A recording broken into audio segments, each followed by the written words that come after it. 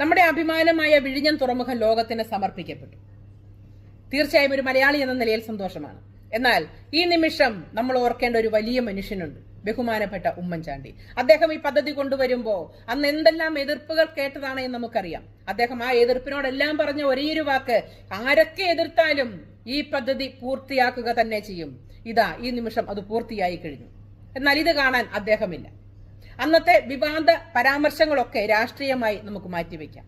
ഇന്ന് ഉമ്മൻചാണ്ടി എന്ന വലിയ മനുഷ്യനെ എഴുതി വെക്കാൻ ആരുമില്ലല്ലോ എന്ന് കരുതിയപ്പോ നമ്മൾ ഒരിക്കലും പ്രതീക്ഷിക്കാതെ നമ്മുടെ മുഖ്യമന്ത്രി ഇന്ന് പറഞ്ഞ 2 വാക്കുകൾ, അതുമതി ഉമ്മൻചാണ്ടി എന്ന വലിയ മനുഷ്യനെ വിഴിഞ്ഞം തുറമുഖത്തിൽ എഴുതി വെക്കാൻ ഈ 2 വാക്കുകൾ മാത്രം മതി. ഇന്ന് മുഖ്യമന്ത്രി പ്രസംഗത്തിൽ പറഞ്ഞു, അന്ന് ഈ പദ്ധതിയെ എതിർത്തത് അഴിമതി ഉണ്ടാകാതിരിക്കാനാണത്രേ. ആ 2 വാക്കുകളിൽ കൂടി ഉമ്മൻചാണ്ടി എന്ന വലിയ മനുഷ്യനെ വിഴിഞ്ഞം തുറമുഖത്തിൽ അദ്ദേഹം രേഖപ്പെടുത്തി. തീർച്ചയായും